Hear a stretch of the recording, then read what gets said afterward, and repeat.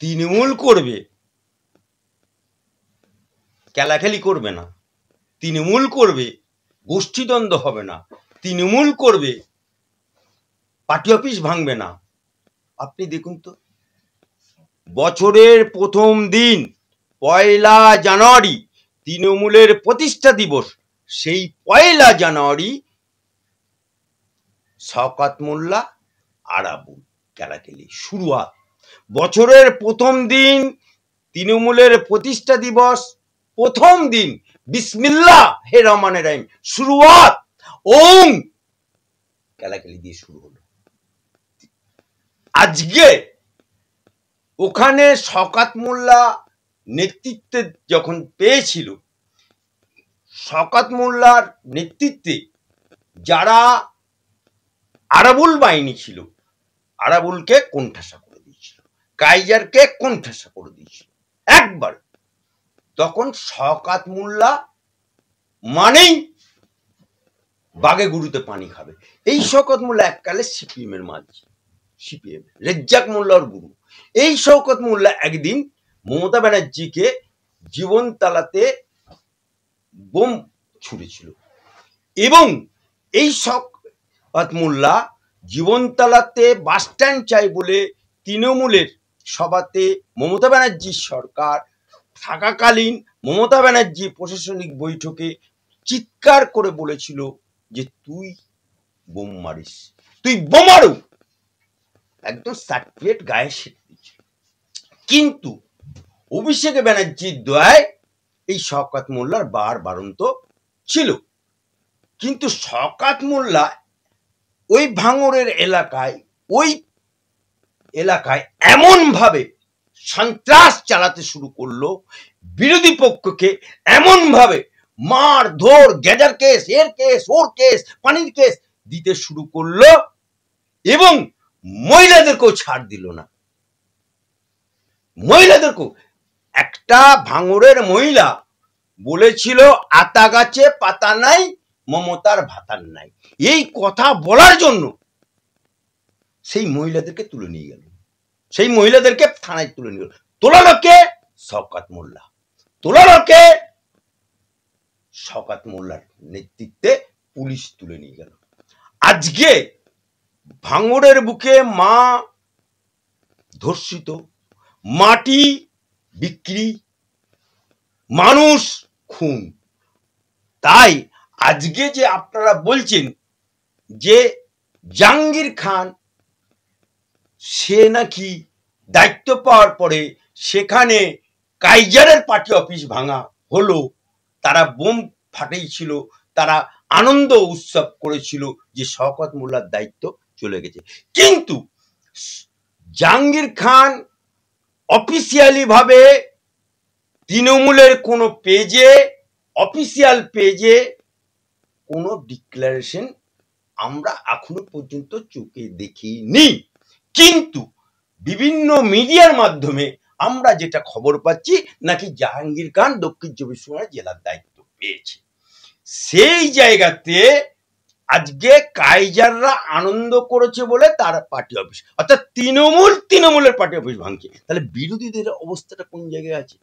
আজকে যে জাহাঙ্গীর খানের কথা বলছেন, এই জাহাঙ্গীর খান এককালে তৃণমূলের ঘনিষ্ঠ হলো কখন? যখন তৃণমূল ক্ষমতায় এলো। তার আগে জাহাঙ্গীর খান কি করত? তার আগে মানে জাহাঙ্গীর খান করত একটা ট্রেকারের, অর্থাৎ উনি ড্রাইভার ছিলেন। সেই ড্রাইভার থেকে আজকে জাহাঙ্গীর খান করোড়পতি। শুধু করোড়পতি না, ডায়ে পুলিশ, বাঁয়ে পুলিশ, সামনে পুলিশ, পেছনে পুলিশ, মনে যেন একেবারে খাস বান্দা, একেবারে মন্ত্রীরা যা অত পায় না, ও যা সিকিউরিটি নিয়ে ঘরে। এত যদি ভয়, এত যদি খোদার প্রতি বিশ্বাস, তাহলে এত সিকিউরিটি নিয়ে ঘুরতে হবে কেন? কেন? কারণ ওরা এখন ওই দলটা হয়ে গেছে পুলিশ নির্ভরশীল।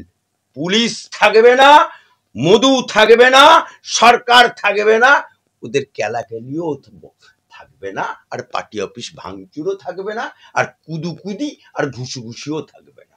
এককালের ভাঙড়ের দাপুটে নেতা আরাবুল ইসলাম এবং কাইজার আহমেদ তারা এখন সোশ্যাল মিডিয়ায় এসে কাকুতি মিনতি করছে প্রশাসনের কাছে যে আমাদের প্রাণ সংশয় রয়েছে, কি বলবেন? দেখুন, আমি যেটুকু ব্যক্তিগতভাবে আরাবুলকে চিনি, যে আরাবুল যখন মমতা ব্যানার্জি বিরোধী নেত্রী যখন সিঙ্গুরের আন্দোলন চলছে, তখন আরাবুল ডানকুনির ওপর দিয়ে যেতে গিয়ে গাড়ি থামিয়ে আমার সাথে কথা বলে তারপরে সিঙ্গুরে গেছিল। সুতরাং আরাবুল এখন আমার হাইকোর্টেও আসে, কিন্তু আরাবুল হচ্ছে তৃণমূলের সৃষ্টিকর্তা পুরনো কর্মীদের মধ্যে, যেমন মদন মিত্র, তা বলে সৌগত রায় না। সৌগত রায় তৃণমূলের অনেক পরে, অর্থাৎ মমতার বিরুদ্ধে দাঁড়িয়েছিল কংগ্রেস চিহ্নে লোকসভায়। মদন মিত্র এরা পুরনো, পঙ্কজ ব্যানার্জি পুরনো, জলশোভন পুরনো, সেরকম আরাবুল অনেক পুরনো, পাল্টু মান্না, কাইজার অনেক পুরনো, পাল্টু মান্না। সেই পুরনো লোকেদেরকে এখন সিপিএম এর হাতে প্যাদানি খেয়েছে, সিপিএম এর কাছে ঠ্যাঙানি খেয়েছে, আবার সেই বকলমে সিপিএম ধারী এখন তৃণমূল ধারী তাদের হাতে প্যাদানি খেতে হচ্ছে। সরকার কার? তৃণমূলের, মমতা বুবুর, মমতা খালার।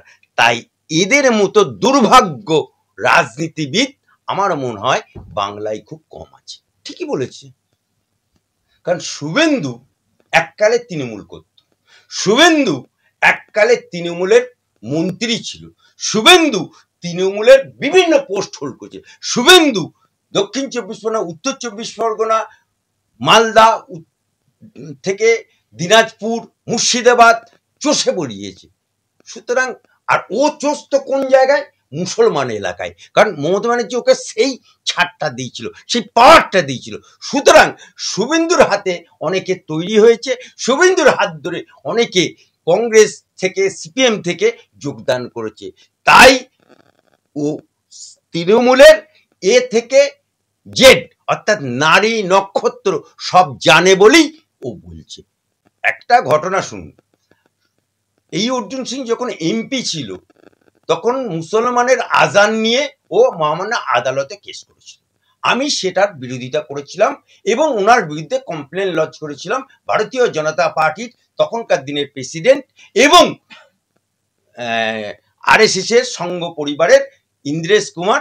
তার পরিবর্তে সেখান থেকে একটি টিম এসেছিল, সেই টিম সত্যতা যাচাই করে তারা দিল্লিতে কেন্দ্রীয় বিজেপির কার্যালয়ে সেই রিপোর্ট জমা দিয়েছিল। তার পরিপ্রেক্ষিতে ওখান থেকে তখনকার দিনের রাজ্য সভাপতি দিলীপ ঘোষের কাছে মেসেজ এসেছিল এবং তারপর থেকে সংসদে ওকে বলার, বিজেপির এমপি থাকাকালীনও ওকে বলার আর সুযোগ দিত না এবং ওর সিটটা যেখানে ছিল সেখান থেকে পেছনে করে দিয়েছিল।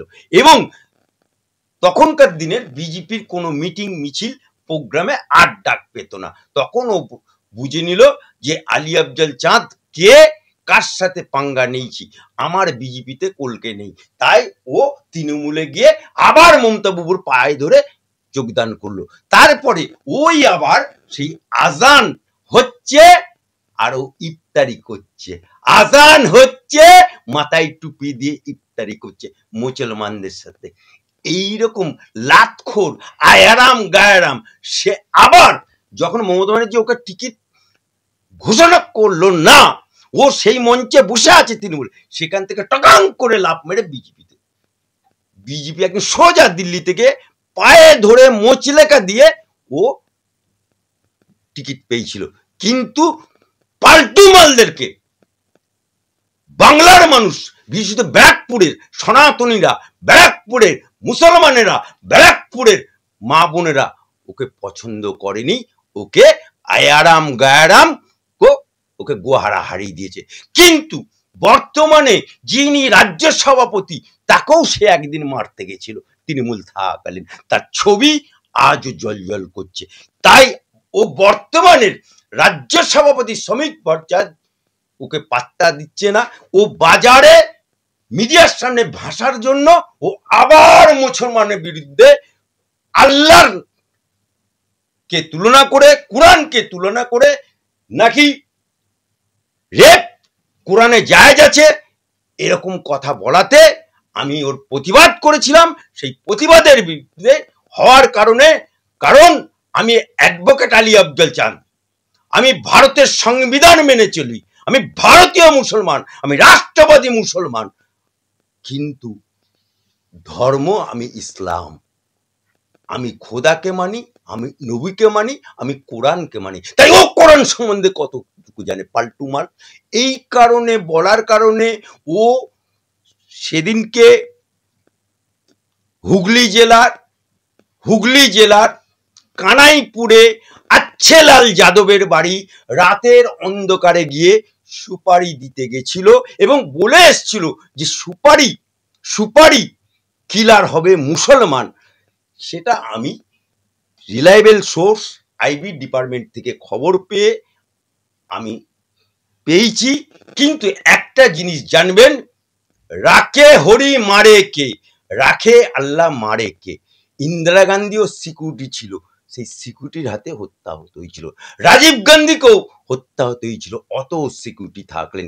তাই এই অর্জুন সিং নামক আয়ারাম গায়ারাম লাখোর তার বিজেপিতে কোনো স্থান নেই, আগামী দিনেও থাকবে না।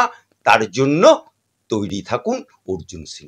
দেখুন, সিকিউরিটি আমি একবারই নিয়েছিলাম যখন member of parliament Bardhaman Durgapur লোকসভার 2009 সালের ক্যান্ডিডেট ছিলাম, তখন সিকিউরিটি নিয়েছিলাম।